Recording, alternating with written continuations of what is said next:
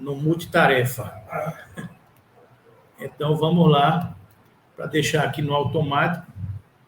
Eu vou adicionar aqui a transmissão e vou me embora para a tela daqui, pronto.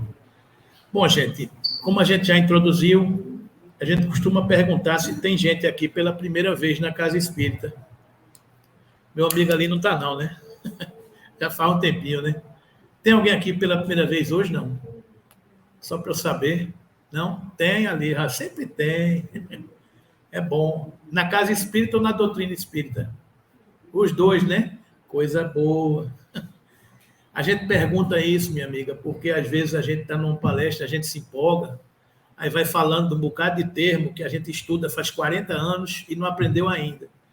Aí acha que porque a gente está falando, todo mundo tem que entender e tem que aprender, né?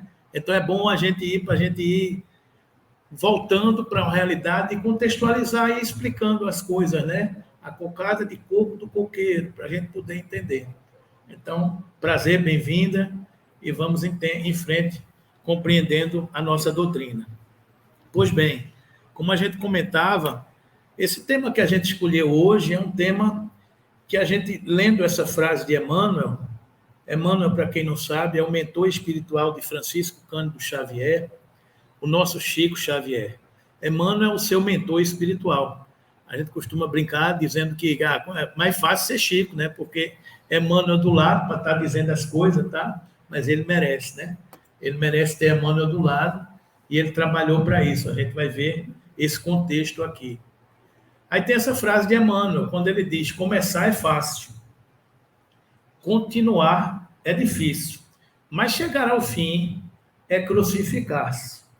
Então, nessa tarefa que a gente está, da nossa jornada espiritual, fica essa primeira reflexão: começar é fácil, continuar é difícil, mas chegar ao fim é crucificar-se.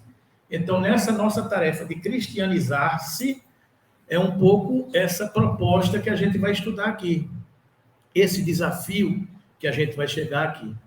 E aí a gente traz essa figura que a gente gosta muito quando a gente fala da evolução espiritual, o quadro da evolução espiritual. Vocês estão vendo aí o quadro da evolução espiritual? Estão todo mundo vendo aí? Está todo mundo acordado, tá? O quadro da evolução espiritual é esse aqui, gente. Onde a gente, do lado esquerdo aqui, de vocês, a gente tem lá a animalidade. E do lado direito a gente tem a angelitude.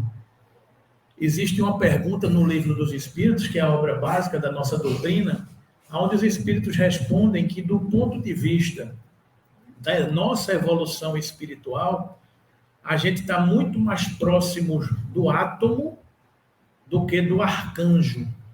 Ou seja, é como se a gente, nessa escala de evolução, a gente está mais perto da matéria do que do espírito, do ponto de vista de nossa jornada espiritual, né? Então, se vocês observarem aqui, a gente tem aqui, isso aqui é apenas uma figura para efeito didático, para a gente entender o nosso contexto, né? Então, aqui tem a escala 0 e a escala 10, nessa cor areia e nessa cor azul. Se não for essa cor que vocês estão vendo, me desculpe, que eu sou meio daltônico, né? Tem aquelas cores do Detran que manda olhar os númerozinhos, né? Que número tem aqui? Eu disse, aonde? Então, eu, às vezes, não enxergo direito as cores, mas eu estou enxergando a areia e a azul. Então, nessa escala, vocês estão vendo que do lado da animalidade vem aqui por baixo e do lado da angelitude vem aqui por cima. Quando chega mais ou menos aqui no meio, a gente está mais ou menos dividido. A gente é meio animal, a gente é meio espírito, né? É um pouco essa divisão.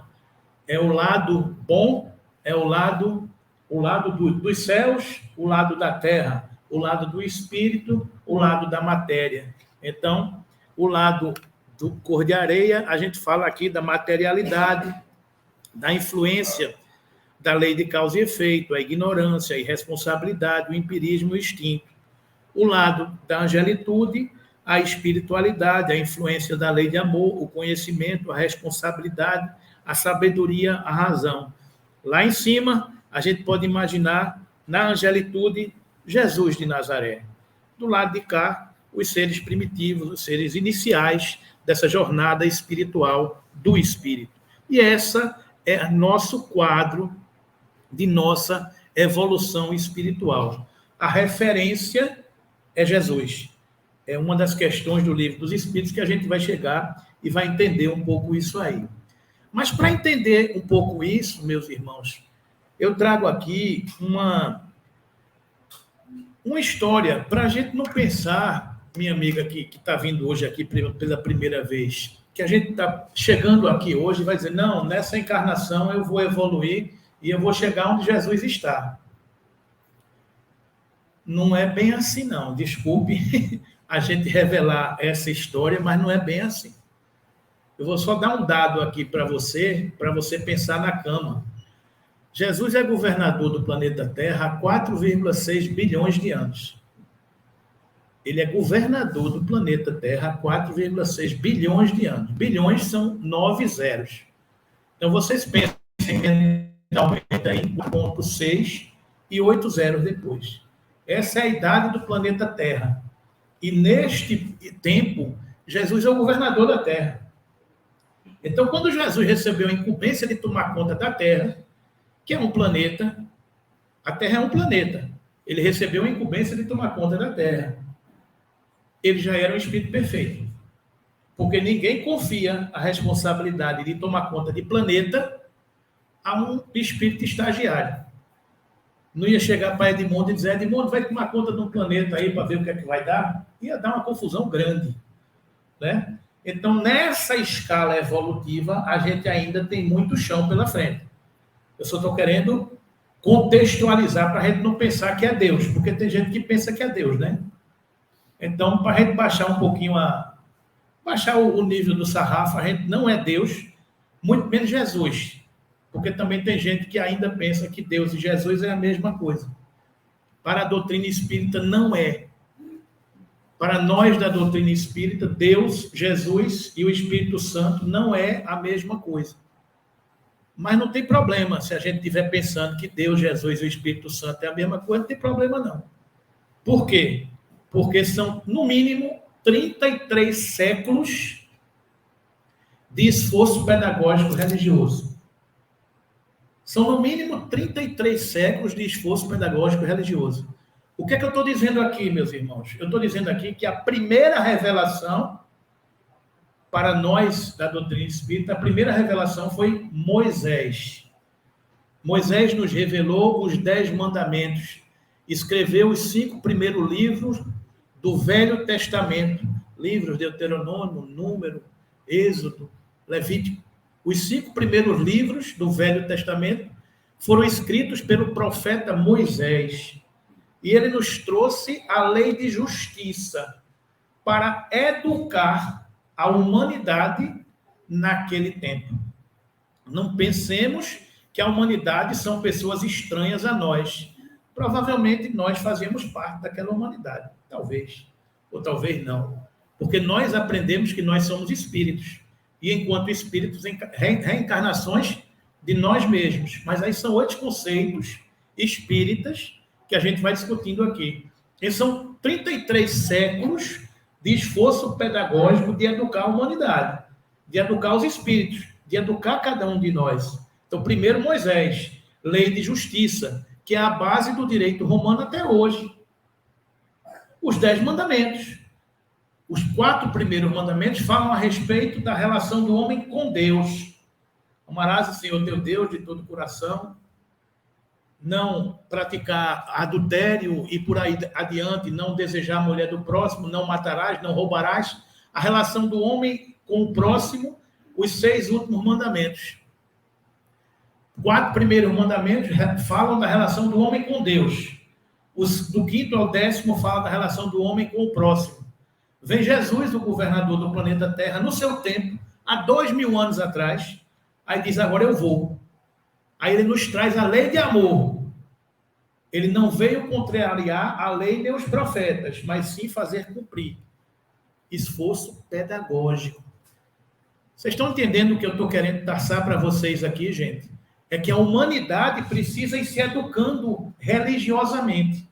E eu não posso revelar uma verdade a crianças espirituais. Então, o esforço pedagógico é uma proposta dos céus para a gente se educar. A gente não educa uma criança, a minha netinha que estava aqui agora brincando, eu não educo uma criança, ela em cima da mesa, quebrando as coisas, catucando as coisas, dizendo, meu amorzinho, não faço não. Eu vou chegar para ela e vou dizer, Maju, não faça isso não. Não faça isso. Quais são os 6 últimos mandamentos? Não é o contexto de educar a humanidade. Mas depois a gente aprende com a lei de justiça e entende a lei de amor. Aí Jesus pega os 10 mandamentos e diz, os mandamentos e os profetas eu resumirei dizendo, amarás o Senhor teu Deus de toda a tua força, de todo o teu espírito, de toda a tua alma. E amarás o teu próximo como a si mesmo. Ponto. Então ele pega os 4 primeiros mandamentos e resume dizendo, ame a Deus acima de todas as coisas. E ele pega os 6 últimos mandamentos e diz, ame o próximo como a si mesmo. Ele nos traz a lei de amor. É um esforço pedagógico.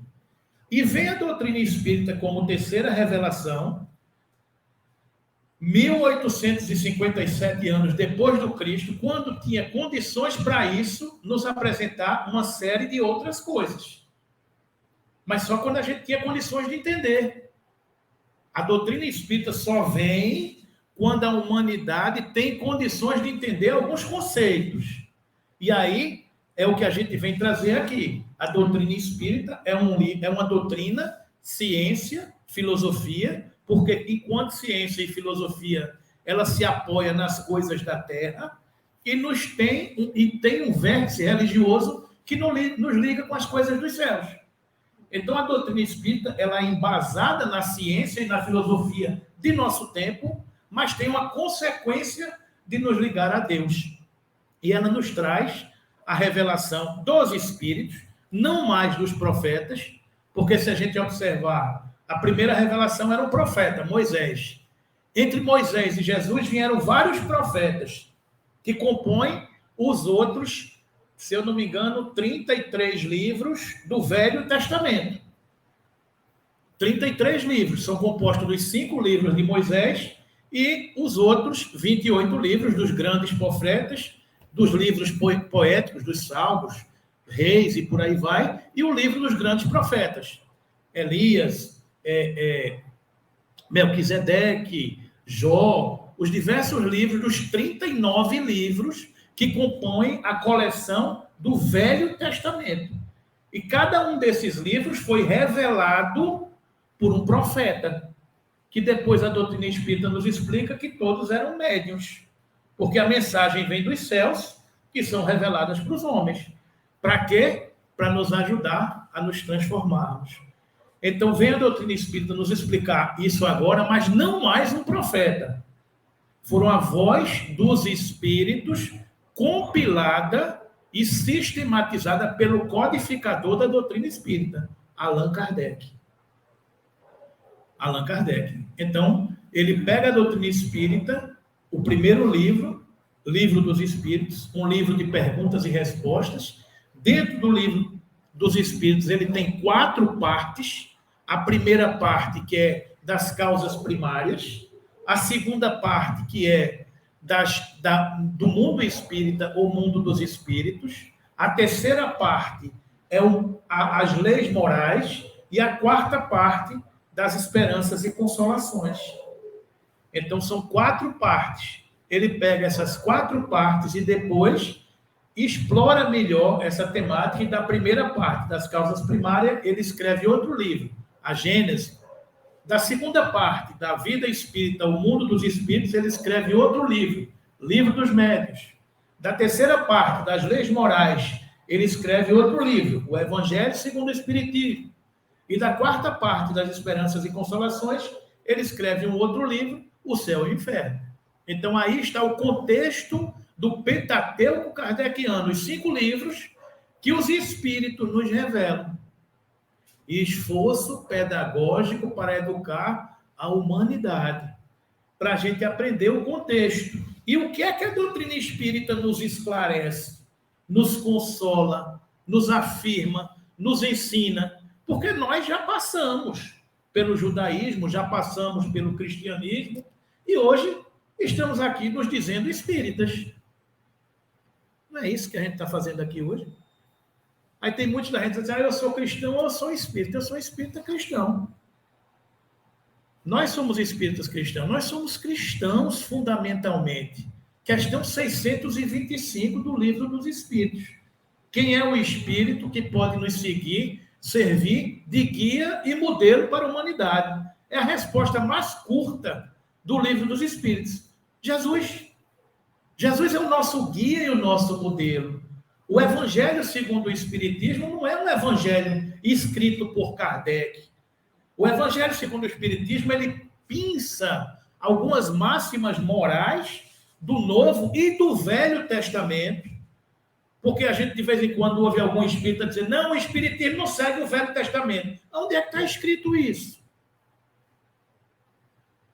Onde é que está escrito que o Espiritismo não segue o Velho Testamento? Vocês estão lembrados que eu estou dizendo aqui? É esforço pedagógico. Primeira revelação, Moisés, Velho Testamento. Segunda revelação, Jesus, cristianismo, Novo Testamento. Terceira revelação, doutrina espírita. Então, uma vem complementando a outra. Se vocês pegarem o segundo capítulo, se eu não me engano, do livro Evangelho segundo o Espiritismo, Não Vim Destruir a Lei, vocês vão ver algumas mensagens de espíritos que nos falam sobre isso. Jesus não veio desdizer Moisés nem os profetas, mas veio fazer cumprir. O Espiritismo não veio desdizer Jesus, nem muito menos Moisés e os profetas. Uma coisa vai em cima da outra. Uma coisa é base da outra. Quando a gente estuda numa faculdade, uma cadeira é pré-requisito da outra. A grande contribuição do judaísmo, qual foi? Vai cair no Enem.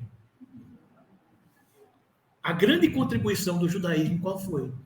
O Deus único. Deus é um só.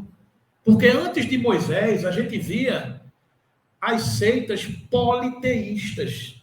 A Roma antiga, a Grécia antiga, todas baseadas no culto aos diversos deuses. Porque tudo aquilo que não fosse obra do homem e não tivesse ao alcance de sua inteligência, seria obra de quem? De Deus. Porque quando a gente não sabia o que era, a gente delegava a Deus. Isso é obra de Deus. A chuva, o Deus da chuva. O mar, o Deus do mar. O amor, a deusa do amor. A caça, o Deus da caça. Estão entendendo? A guerra, o Deus da guerra. Então, havia os cultos aos deuses. O judaísmo, Moisés chega nos 4 primeiros mandamentos e diz, Deus é único. E essa é a grande base que o judaísmo nos trouxe. O Deus único. Aí, quando Jesus resolve vir, aí eu faço de novo um parêntese. Jesus, vocês estão lembrados há quanto tempo Jesus é governador da Terra? Estão lembrados? Vai cair no Enem, eu disse aqui, viu? 4,6 bilhões de anos, que é a idade do planeta Terra. A idade do planeta Terra, segundo a ciência humana, ele tem 4,6 bilhões de anos. E Jesus é o governador da Terra. A Terra é um planeta. Aí lá vem o trava-cérebro. Eu adoro o trava-cérebro. Minha amiga está chegando hoje aqui a primeira vez, eu vou dizer a ela, o trava-cérebro. O trava-cérebro é o seguinte, nós somos um planeta que gira em torno do Sol. E junto com a gente tem mais 8 planetas. O nosso Sol é uma estrela que está na nossa galáxia. É uma das 400 a 600 bilhões de estrelas que está na nossa galáxia, que é uma das 2 trilhões de galáxias que estão no nosso universo. Conhecido, que cresce e que se expande. Então, vamos fazer a conta ao contrário. Nós somos um planeta dos 9 planetas que giram em torno do nosso Sol, que é uma estrela das 400 a 600 bilhões de estrelas que estão na nossa galáxia. Via Láctea, estão lembrados? E a nossa galáxia é uma das galáxias, das 2 trilhões de galáxias estimadas que estão no nosso universo, conhecido. E hoje a ciência já fala de multiverso. Estão entendendo quem é Jesus? É o governador da Terra, deste planeta. Estão entendendo quem é Deus? Questão número 1 do Livro dos Espíritos. É a inteligência suprema, a causa primária de todas as coisas. O que são todas as coisas? São todas as coisas. É tudo isso que a gente está falando aí. Estão entendendo o que é Deus, o que é Jesus? Jesus é o governador da terra. Eu creio que ele não é mais só o governador da terra, porque ele evoluiu, ele deve ter sido promovido também, porque tudo evolui. Ele já deve ser governador de sistemas solares. Ele já deve estar tomando conta de outras coisas. Então, Jesus é o governador da terra há 4,6 bilhões de anos. Está lá no primeiro capítulo do livro A Caminho da Luz, uma obra psicografada por Chico Xavier de Emmanuel, a Gênese planetária. Rezam as tradições de nosso sistema, das comunidades angélicas, que na direção de todos os fenômenos do nosso sistema, existe uma comunidade de espíritos puros e eleitos do Senhor Supremo do Universo, dos quais Jesus é um dos membros. Emmanuel nos diz, primeiro capítulo, Caminho da Luz, a Gênese planetária, rezam as tradições do mundo espiritual, ou seja, dizem, Emmanuel não sabe, ainda não tem acesso direito a essa informação, mas ele diz, dizem que na direção dos fenômenos que dizem respeito ao nosso sistema solar, existe uma comunidade de espíritos puros e eleitos do Senhor Supremo do Universo. Quem é o Senhor Supremo do Universo? Deus. Então, os espíritos puros e eleitos foram eleitos por Deus.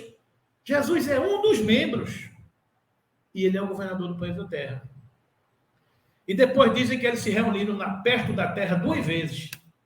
A primeira para discutir a criação da Terra, o desprendimento da nebulosa solar e a formação do nosso planeta. E a segunda, quando decidiram que ele viria. O planeta foi formado, os 7 dias da criação, segundo a Gênese, né? Mas os 7 dias valem mais ou menos 500, 600 milhões de anos cada dia.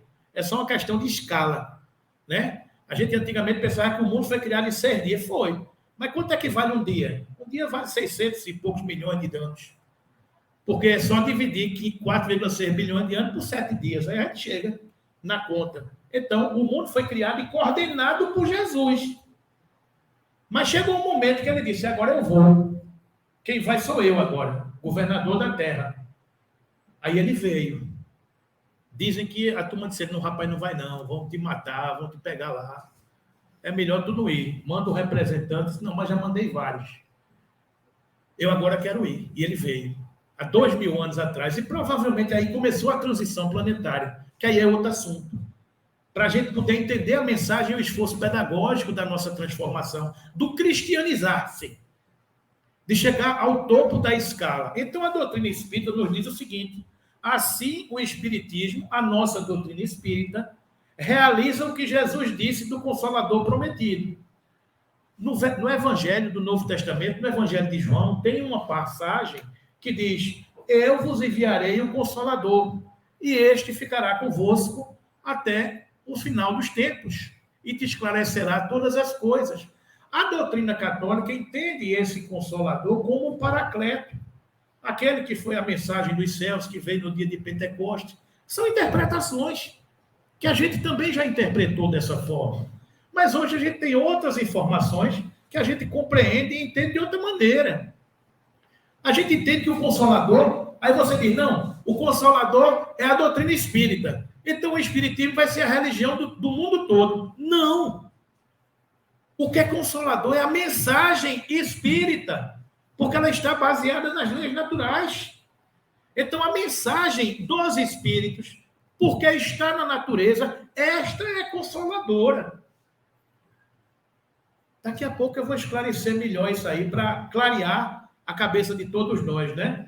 Então, o Espiritismo realiza o que Jesus disse do Consolador prometido, conhecimento das coisas, fazendo que o homem saiba de onde vem, para onde vai e por que está na Terra. Vê que coisa bacana essa questão filosófica, de onde eu vim, para onde vou, o que é que eu estou fazendo aqui? Por que isso, por que aquilo, porque eu nasci aqui, porque eu não nasci ali, porque eu sou irmão dessa criatura, não sou irmão daquela outra, porque eu me casei com esse sujeito, não me casei com aquelas... E aí por aí vai. Tantos porquês da nossa vida, vem a doutrina espírita para poder nos ajudar a entender, a compreender que nós somos antepassados de nós mesmos, para os verdadeiros princípios da lei de Deus, e que consola pela fé e pela esperança. A doutrina espírita vem trazer luz a tudo isso, porque do ponto de vista da informação, se a gente ficasse só com o sermão da montanha, como dizia Mahatma Gandhi, se toda a literatura religiosa do mundo se queimasse, se perdesse e só restasse o sermão da montanha, nada estaria perdido. A gente podia ter ficado no sermão da montanha, mas a gente entendeu o sermão da montanha? Ainda não.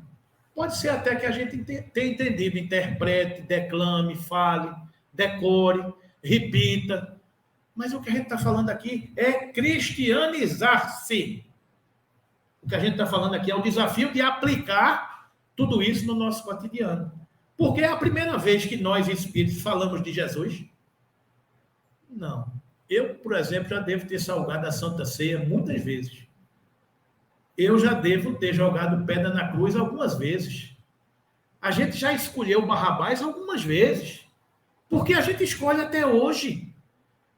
A gente diz, não, os cristãos daquela época escolheram Barrabás. Que cristão? Fomos nós. A gente não é espírita. E enquanto espírita, a gente não tem um conceito de dizer que a gente reencarna. Ou a gente é tudo espírito novinho, chegou agora, 0 quilômetro. Todo mundo zerado, primeira encarnação. É assim? Minha netinha, assim, olha, coisinha linda, nasceu agora, nasceu no corpo que ela está vivendo agora, mas esse espírito não. Esse espírito já vem de outras jornadas. E eu não sei de onde veio, mas a doutrina espírita nos dá algumas características para a gente compreender de onde a gente vem. A existência de Deus. Deus é a inteligência suprema, a causa primária de todas as coisas. Vem a doutrina espírita reafirmar esse conceito de Deus. E veja que ele não está falando aqui que Deus, ele não pergunta no livro dos Espíritos quem é Deus. Ele pergunta que é Deus. Que é Deus. Deus é a inteligência suprema, a causa primária de todas as coisas. Para o budista, quando o budista desencarnar, ele está esperando encontrar um monge na pátria espiritual. Para o islamita, ele está esperando encontrar Maomé. Porque o Maomé diz o quê? Deus é um só e Maomé é o seu profeta. Então, estão esperando, o muçulmano está esperando encontrar o profeta Maomé. O budista está esperando encontrar Buda. O cristão está esperando encontrar um padre. Cada religião quer encontrar o seu representante que lhe liga a Deus. E o espírita está esperando encontrar quem? Um palestrante espírita? São muitos, né? O espírita pode encontrar qualquer um, porque o espírita tem a obrigação de entender o que é o desencarne, o que é a religião, o que é o espiritismo. O espírita tem a obrigação de entender que na reunião mediúnica, quando a gente está doutrinando um espírito batista, protestante, a gente vai entender que tem um protestante batista que o está recebendo. Vai entender que quando tem um espírito que é muçulmano, a gente vai entender que tem um mulá, um representante da igreja do islamismo que está lá recebendo ele. E todos nós somos irmãos, porque a religião é uma só. Qual é? O amor. E todos os esforços pedagógicos são árvore dessa grande árvore chamada amor. E é no amor que a gente se encontra. É no amor que a gente se entende. Porque o esforço pedagógico das religiões existiu para trazer a mensagem do Cristo, dos vários profetas, nos diversos sotaques, sintomas, realidades, culturas da humanidade. Cada povo, cada época, cada situação recebeu o seu representante, o seu profeta, para lhe ligar a Deus. E depois a gente vai entender que todos fazemos parte de uma só família. Se a gente vamos pegar só o cristianismo. Quantas doutrinas cristãs tem no mundo? Jesus começou lá no ano 0, cristianismo. Não foi assim? Jesus veio, nasceu na manjedoura e fundou o cristianismo. Aí quando chegou no século III, século IV, o imperador romano, Constantino, decretou o cristianismo, a religião oficial do Estado romano. Aí os padres da igreja romana os bispos da Igreja Romana, os papas da Igreja Romana, transformaram os cálices de madeira em cálices de ouro, porque era o apoio do Estado. Então, o Estado chegou junto da igreja e pegou Estado e igreja e tome conta do povo. A melhor coisa do mundo. Aí depois vem um concílio aqui, um concílio ali, aí pega a mensagem primitiva do Cristo, aí faz, vamos pegar, fazer um puxadinho aqui. Aí muda o contexto da mensagem original do cristianismo. Aí, como há um planejamento maior, Jesus olhando lá de cima, fala, pelo amor de Deus, esse povo não está entendendo, não. Eu vou fazer o quê aqui? Eu vou tentar resolver alguma coisa aqui. Eu vou mandar um profeta para reunir as tribos árabes, e nessas tribos árabes, ele reúne as tribos árabes e revoluciona a mensagem do cristianismo. Aí ele mandou Maomé.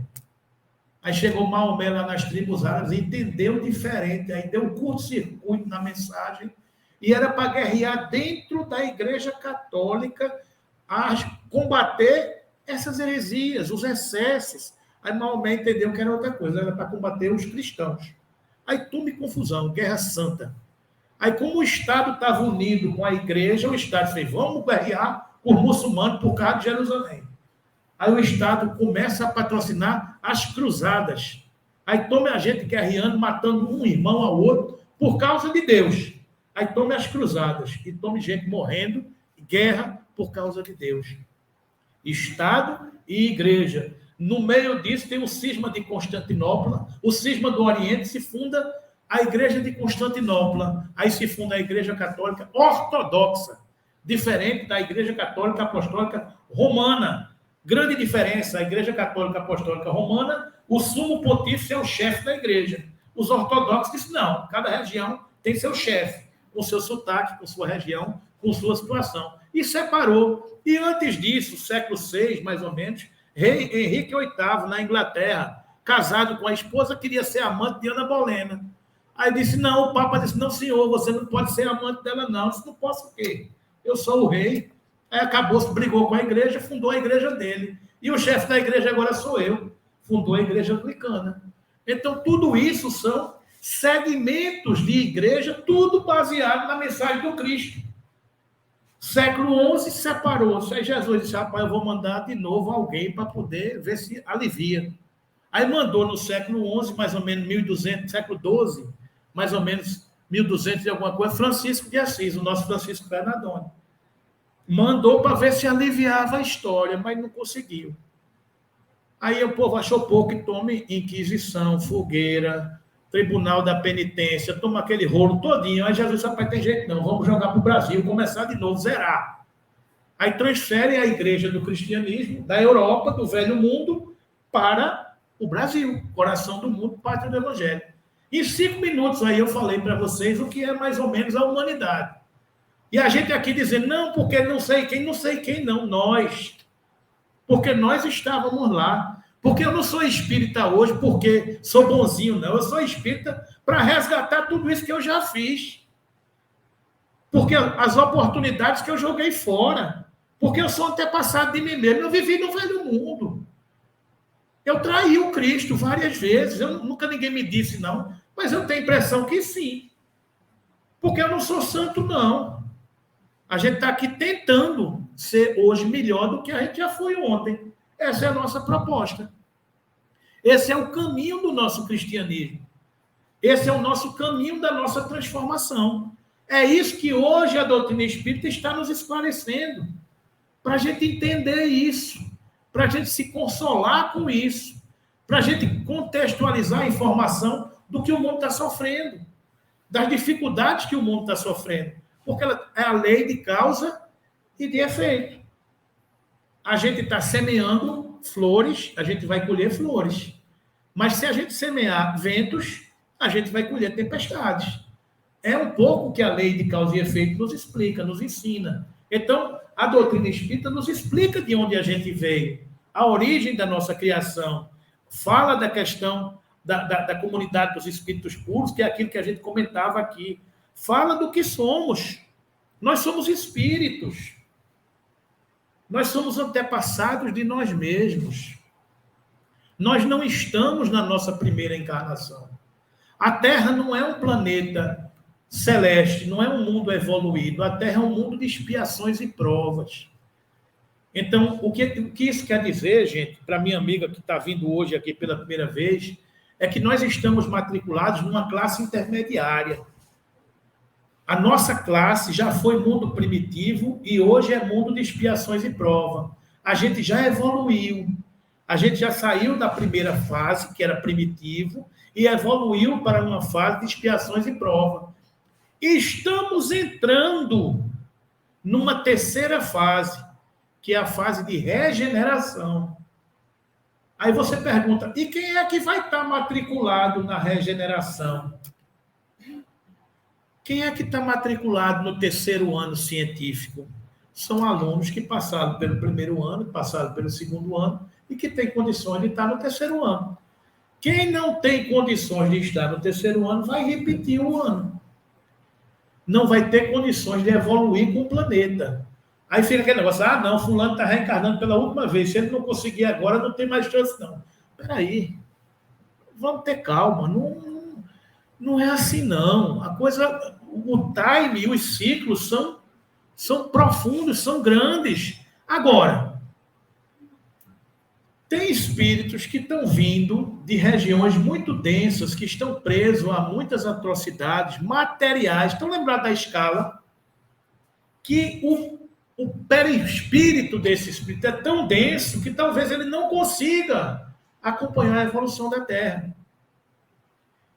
Um professor que está tentando dar aula numa classe e que tem alguns alunos que só fazem perturbar a aula, e a classe precisa avançar, o que é que o professor faz? O professor faz, meu amigo, faz o seguinte, tem outro colégio ali, que tem alunos parecidos com você. Você faz o seguinte, você vai se matricular lá, e eu vou seguir a minha jornada aqui. Depois, quando você tiver passado de ano, você volta para reencontrar seus colegas de turma, por aí vai. É mais ou menos isso. Aí vocês devem estar perguntando, e foi? E é assim? É. E na Terra já aconteceu isso? Já. A Terra já recebeu os exilados de Capela, que é uma outra história que a gente pode contar em outro momento. Mas a Terra, mais ou menos 7.000 anos atrás, um dia desse, tinha um planetazinho na constelação de Costeiro, que estava passando por um processo semelhante ao que a Terra está passando hoje. E alguns espíritos não poderiam acompanhar a evolução daquele planeta, porque eram muito materializados. Está lembrado da escala? O planeta evoluiu. E o planeta também evolui fisicamente. As placas tectônicas se chocam, os vulcões acontecem, porque tudo isso é a escala evolutiva do mundo material, para poder atrair espíritos com determinada densidade naquele planeta. Então, alguns espíritos foram exilados de Capela e formaram 4 grandes raças aqui na Terra. Os hindus, os hebreus, os arianos e... qual foi o outro? Os hindus, hebreus, egípcios. As 4 grandes raças formaram a civilização humana lá de trás. Vieram de Capela ajudar a Terra a se desenvolver. Se juntaram com os amarelos e com os negros, que já vinham da evolução do próprio planeta Terra, e povoaram a Terra. Alguns desses espíritos já voltaram para os seus orbes de origem, e talvez tenham alguns outros por aqui ainda. A Terra está acontecendo isso agora. Tem alguns espíritos que não conseguirão evoluir com a Terra. Então já está sendo feita uma seleção. Seu bicho, vai lá, tu vai ter uma chance. Tenta te organizar. Tu vai para Ré. Tu vai para Ré. Se tu não tiver jeito, tu vai para Ré. Se não tiver jeito, tu vai de novo. Depois vem teu pai e tua mãe aqui assinar uma ficha. Tem boquinha não, meu amigo. Tem boquinha não. Tu vai ter que pegar carona numa cauda de cometa, como disse a inspiração de Cássia Eller, e vai povoar outro planeta, que está numa fase anterior, primitiva, para poder ajudar esse planeta a evoluir. É isso que a gente entende da doutrina espírita. A gente vai aprendendo e entendendo todos esses princípios, esses postulados. A gente vai entendendo o que é que a gente está fazendo aqui. A pluralidade das existências. Vê que maravilha? Nós não nascemos no berço, nem morreremos no túmulo. A gente vai entendendo que nós somos espíritos, que a gente carrega um corpo físico que a gente está vestindo hoje. Hoje de manhã eu estava assistindo, por exemplo, a minha mãe está passando por um processo de doença fisiológica e passa por alguns quadros de agressividade, de torpor. E a gente, como espírita, a gente vai aplicando a informação espírita nas dores do corpo. Porque uma criatura que sofre, que agoniza, que agride no período de desencarne, no momento de, sei lá, de esgotamento físico dos órgãos, mas é o corpo físico. A doença que minha mãe está passando, em alguns momentos, ela agride. Agride um filho, agride uma enfermeira, porque ela tem uma doença chamada encefalopatia hepática, que desarruma o cérebro, e com isso ela entra no torpor. Aí eu digo, é minha mãe que está aqui agredindo? Não, não é minha mãe. É um corpo em colapso. É um corpo em colapso que volta às reações instintivas. Não é o espírito. O espírito não está conseguindo controlar o corpo. Porque o corpo está tendo reações do corpo, fisiológicas, da química, que os psiquiatras tratam, que o medicamento trata, mas o espírito não consegue mais, porque desacopla em determinado momento. Essa é a informação espírita, que a gente começa a entender, a aplicar a doutrina espírita na nossa vida. A gente entender os desafios que a gente enfrenta no dia a dia. Como reencarnar com um parente difícil, em que muitas vezes a gente entende que uma encarnação não é suficiente para resgatar as nossas diferenças. Uma só não é. É como aquela história que diz que quem planta tâmaras não colhe tâmaras. Quantas encarnações serão necessárias para a gente resgatar o que a gente já fez? O que a gente já fez? E eu sei. Eu sei lá o que foi que eu já fiz. O cara diz, não, porque na encarnação passada eu fiz isso e por causa dessa encarnação eu vou ser aquilo. Quem disse que foi na encarnação passada? Pode ser que eu já seja santo há muito tempo. Olha que pretensão. Mas pode ser que há muito tempo a gente venha adquirindo capital espiritual. Mas Jesus já nos disse, não passará enquanto não pagar o último ceitil. Se lá atrás eu fiz alguma coisa, eu vou resgatar. Querem um exemplo? João Batista. Vocês não já ouviram falar que João Batista era Elias? João Batista morreu como? Morreu decepado, não foi? Salomé não mandou cortar a cabeça dele? Aí vocês ficam pensando, mas rapaz, João Batista, o precursor do Cristo, primo de Jesus, veio na frente anunciando o Cristo que estava chegando. Como é que permite que ele morra decepado? Ele foi Elias. Enquanto Elias, o profeta Elias, ele mandou decepar vários sacerdotes quando entrou na igreja. É a lei de Deus, a lei de Deus. Ninguém foge. A lei de Deus. Quando Jesus disse a Pedro, quando ele pegou o centurião e cortou a orelha do centurião, o que foi que Jesus disse? Pedro, Pedro, embainha a tua espada. Quem com ferro fere, com ferro será ferido. Aqui ou além. A gente não sabe, mas a gente tem que depurar aquilo que a gente fez. É aquela história de você estar passando pela juventude e contraiu, ganhou um cartão de crédito. Aí o cartão de crédito veio com um limite bem alto. Aí você gastou 50 mil reais no cartão de crédito. Aí você é estagiário ganhando um salário mínimo. Fala, rapaz, como é que eu vou pagar 50 mil reais? Tem condições não. Deixa para lá. Aí deixou a dívida lá. Aqui na Terra, com 5 anos, parece que prescreve, né? Mas na contabilidade espiritual não tem isso, não. Você foi acumulando capital e quando você chegou com 40 anos, já estava ganhando 50 mil por mês. A pessoa, ó, senão agora eu vou pagar a dívida. Porque você já adquiriu capital espiritual. Você já escolheu resgatar aquilo que você fez. Assim são os espíritos. Numa determinada encarnação, eu fiz um bocado de coisa. Acumulei um bocado de débito. Mas não vou pagar agora não. Deixa para frente. Vou pagar na próxima? Não, vou não. Deixa mais um tempinho. A contabilidade divina é muito boa, ela permite que você adie. Só que chega um ponto que não dá mais. A semana passada, vou revelar para vocês aqui, a gente estava numa reunião mediúnica e recebeu vários espíritos pelos médiuns dizendo que não dá mais para adiar. Eu fiz muita besteira, o espírito dizendo, eu fiz muita besteira muitas encarnações atrás. E eu já passei muitas encarnações sem enfrentar a mim mesmo. Só que agora não dá mais tempo. Eu não tenho mais condições. Eu vou reencarnar numa família que eu não conheço. Eu vou enfrentar muitas dificuldades. E eu estou aqui pedindo orações a vocês para eu conseguir vencer, criar coragem, porque eu vou ter que vir. São chegados os tempos, meus irmãos. A gente está passando por um período de transição. Então, estão almas que estão vindo porque tem que vir. Vem porque é o jeito. São os mecanismos da lei. Então, o Espírito está dizendo, rapaz, eu já adiei tanto essa minha responsabilidade, mas agora não dá mais. Eu vou ter que vir. Então, isso serve para cada um de nós, meus irmãos. Estamos na família que a gente necessita, que a gente programou, com os parentes que a gente tem. Aproveitemos essa encarnação. Peça perdão a quem você feriu, perdoe quem lhe feriu. Cristianizemos-nos o nosso coração. Porque essa é a tarefa, essa é a compreensão da nossa doutrina espírita.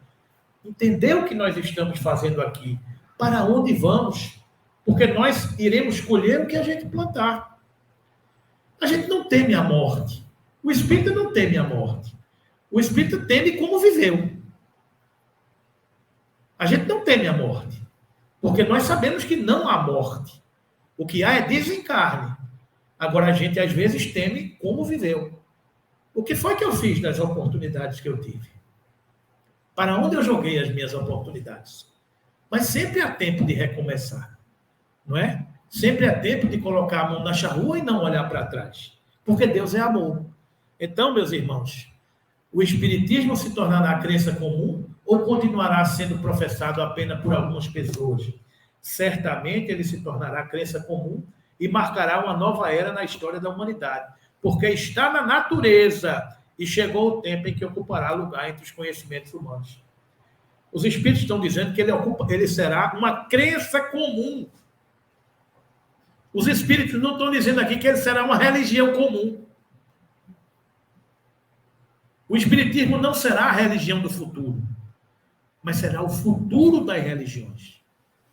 Porque as pessoas vão entender os seus princípios, porque ele está na natureza. Existem muitos espíritos espíritas reencarnando no seio de diversas escolas religiosas por aí. E já todo mundo vai dizer a mesma coisa. Todo mundo vai falar a mesma coisa. O católico vai falar a mesma coisa que nós estamos falando. O batista vai falar a mesma coisa do que a gente está falando. E a gente vai se encontrar no amor. E nós, espíritas, vamos já encarnar por aí. Para ajudar os outros países a se tornarem também a mesma crença. Porque a gente está aprendendo os princípios da doutrina espírita. Quais são os 5 princípios da doutrina espírita? A existência de Deus, a existência do espírito, a imortalidade do espírito, a pluralidade das encarnações, a pluralidade dos mundos habitados e a comunicabilidade dos espíritos. Isso são os princípios. E isso é que é consolador. Entender Deus, entender que somos espíritos, entender que os espíritos não morrem, entender que os espíritos se comunicam, entender a pluralidade das existências e a pluralidade dos mundos habitados. Daqui a pouco todo mundo vai estar falando a mesma coisa. Porque é isso que eu acabei de dizer, está na natureza. E os espíritos nos revelaram. É isso que consolará a humanidade. Uma mãe entenderá que ao se despedir do seu filho num leito de morte, ela se despede do corpo, mas o espírito continua vivo. E eles se encontrarão. É isso que consola. É isso que a doutrina espírita vem nos ensinando, vem nos explicando. E a hora vai chegando ali, eu vou pular, porque eu vou ler para vocês essa mensagem aqui. Com ardente amor. Porque o tema da palestra que a gente escolheu hoje foi cristianizar-se. Então, tudo isso que a gente colocou aqui é contexto para a gente entender o Cristo. para a gente entender a sua alma, para a gente entender o que ele quer de nós, para a gente entender o amor que ele derrama pela humanidade, para a gente entender a oportunidade de estarmos encarnados. Aí hoje de manhã eu abri essa página e disse, não, essa página eu vou ter que botar na palestra que a gente vai fazer mais tarde. Aí ele diz o seguinte, com ardente amor, pão nosso, lição 99. Para quem tem dúvida que a doutrina espírita é cristã, todo o livro de Emmanuel, a maioria deles, Emmanuel comenta um texto do Evangelho. Todo o livro de Emmanuel está aqui, Pão Nosso, lição 99. Ele está comentando aqui. Mas, sobretudo, tem ardente caridade uns para com os outros. Esse texto está no Evangelho da Carta de Pedro, na primeira epístola de Pedro, capítulo 4, versículo 8. Isso aqui é um comentário de Emmanuel na epístola de Pedro. Então, você pegar uma coleção da FEB, que tem 7 volumes, o Evangelho segundo Emmanuel, você vai tirar todas as suas dúvidas se o Espiritismo é cristão. Emmanuel pega esses 7 volumes, que a FEB fez um grande trabalho, e compila cada um dos versículos dos 4 evangelhos do Novo Testamento. Vai cair no Enem. Quais são os 4 evangelistas? Olha aí, passou. E os outros livros, Atos dos Apóstolos, as Cartas Universais e o Apocalipse de João. Ele pega os 7 do Novo Testamento e compila as informações. O Evangelho de Marcos, Mateus, Lucas e João. Os 2 que conviveram com o Cristo e os 2 que não conviveram com o Cristo. Os 3 evangelhos sinóticos e o de João, que não é sinótico. Ele pega essas informações e compila, versículo a versículo, e comenta. Então, a gente tem tudo mastigadozinho, né? A gente tem um gabarito do Enem, o gabarito comentado do Enem. Emmanuel pega o gabarito comentado do gabarito comentado e comenta de novo. E, de vez em quando, chega os abestalhados para fazer palestra e comenta de novo o que ele comentou e que o outro comentou. É muita informação que a gente já tem para entender. Amar a Deus acima de todas as coisas e ao próximo como a si mesmo. Ponto! Não precisa mais nada. A gente já tem o roteiro. Então, quando Emmanuel chega aqui e diz, com ardente amor, Pedro chega nessa epístola e diz, mas, sobretudo, tende ardente caridade uns para com os outros, e esforço pedagógico de Pedro para a comunidade que ele assistia. As cartas serviam para isso, para mandar para as comunidades e dizer, roteiros, façam isso, sigam esse conselho, sigam esse caminho. Aí Emmanuel chega e comenta, não basta a virtude apregoada em favor do estabelecimento do reino divino entre as criaturas. Problema excessivamente debatido, solução mais demorada. Não basta a virtude apregoada em favor do estabelecimento do reino divino entre as criaturas. Não basta isso, não basta a gente estar aqui discutindo o reino dos céus, o reino divino entre as criaturas. Esse é um problema excessivamente debatido. Só que a solução é mais demorada. Parece que eu estou vendo a gente no Sinédrio discutindo o Velho Testamento com o doutor da lei. A gente tudo sentado, o doutor da lei dizendo, o Velho Testamento queria dizer isso. Aí o outro fala, não foi isso que ele queria dizer, não. Foi aquilo. Aí chegou Jesus com 10 anos, sentou-se com o doutor da lei e discorreu. Tudo aquilo ali, o governador planetário, discutindo com os doutores da lei.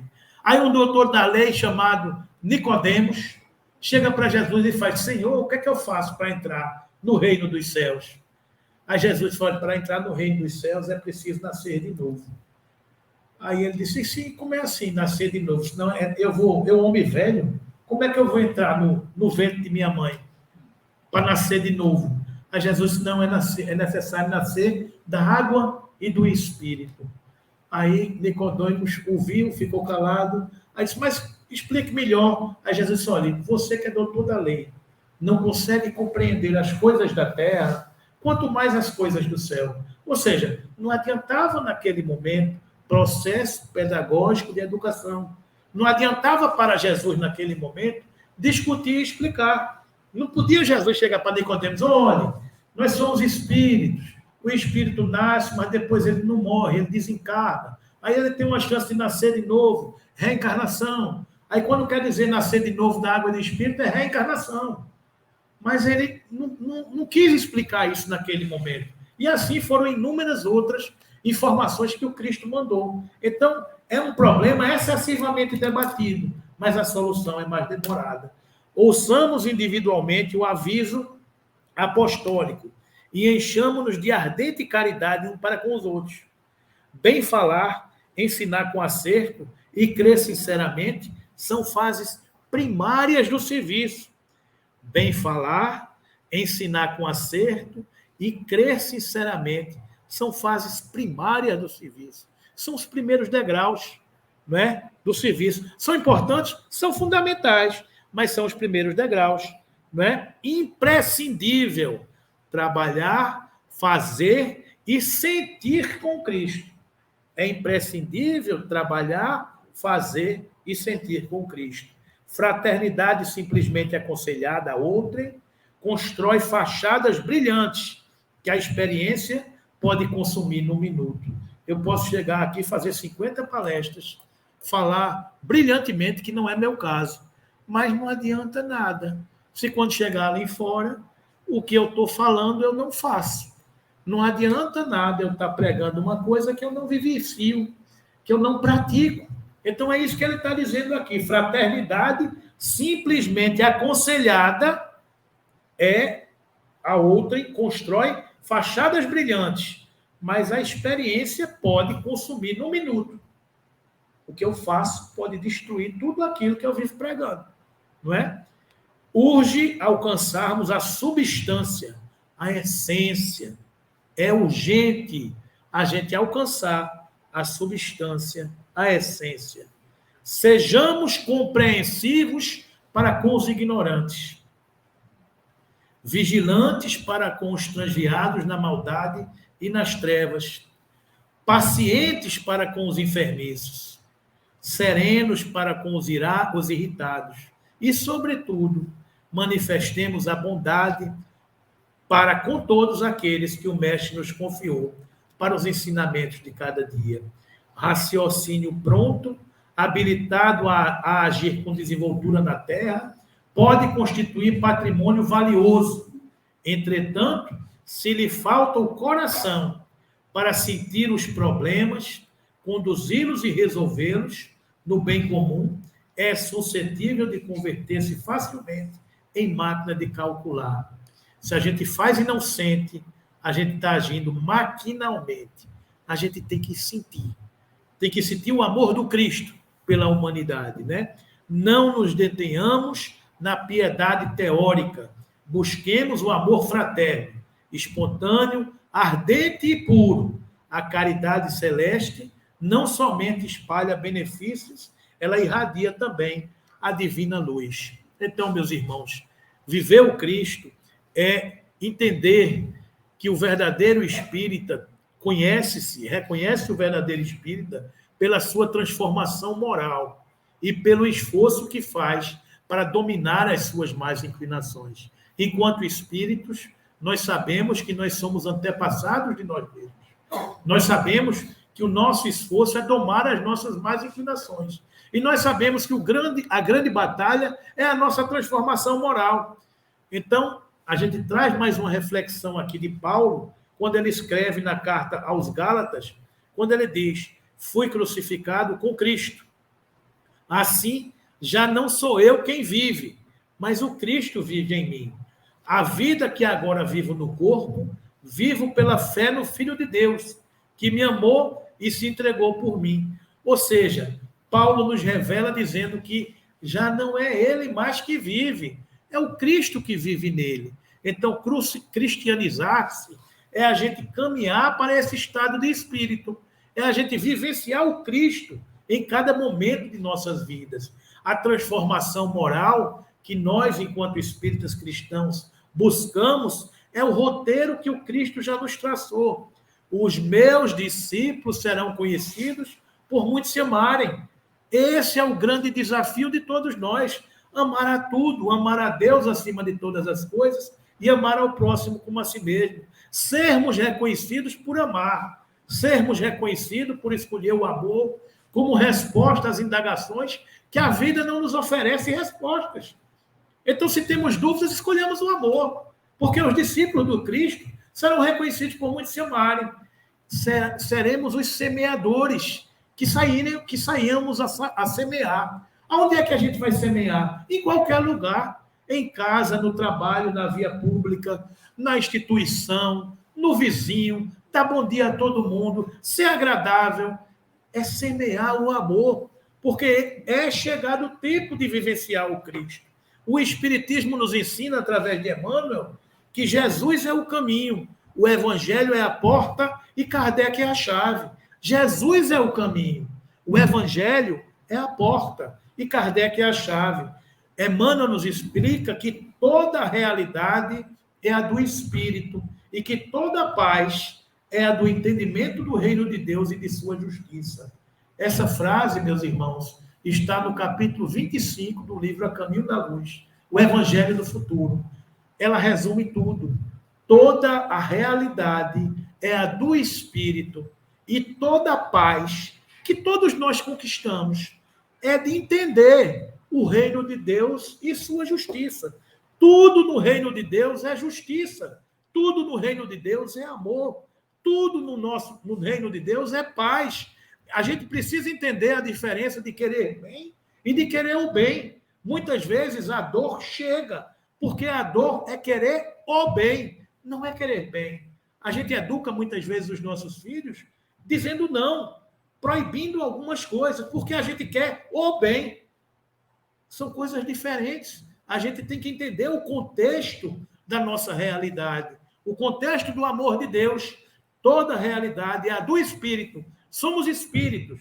Não nascemos no berço, não morreremos no túmulo. E toda a paz que conquistaremos para os nossos espíritos advém da compreensão do reino de Deus e de sua justiça. Começar é fácil, continuar é difícil, e chegar ao fim é crucificar-se. Começamos com essa frase, discorremos, trocamos algumas ideias e chegamos no final para perguntar que estamos no cristianizar-se. Onde estamos nessa escala? Mais próximos do átomo, mais próximos do arcanjo? Onde queremos estar? Quem queremos seguir? Que a gente possa refletir nessas indagações, que a gente possa entender que o nosso guia, o nosso modelo, a nossa referência é Jesus de Nazaré, que ele possa viver em cada um de nós e ser inspiração permanente para todas as dificuldades que nós tenhamos na vida. Quando tivermos diante de uma dificuldade, façamos feito o doutor Bezerra de Menezes fazia. Perguntemos a nós mesmos, como Jesus agiria se estivesse no meu lugar?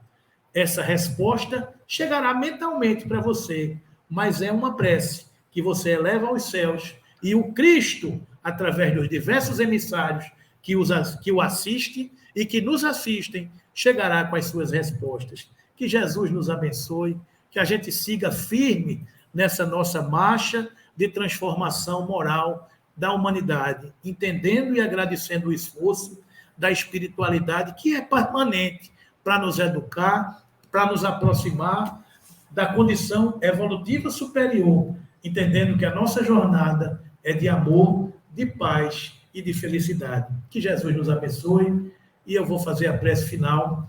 Depois vai ter o passe ali naquela sala, tá, gente? Então vamos à nossa prece final.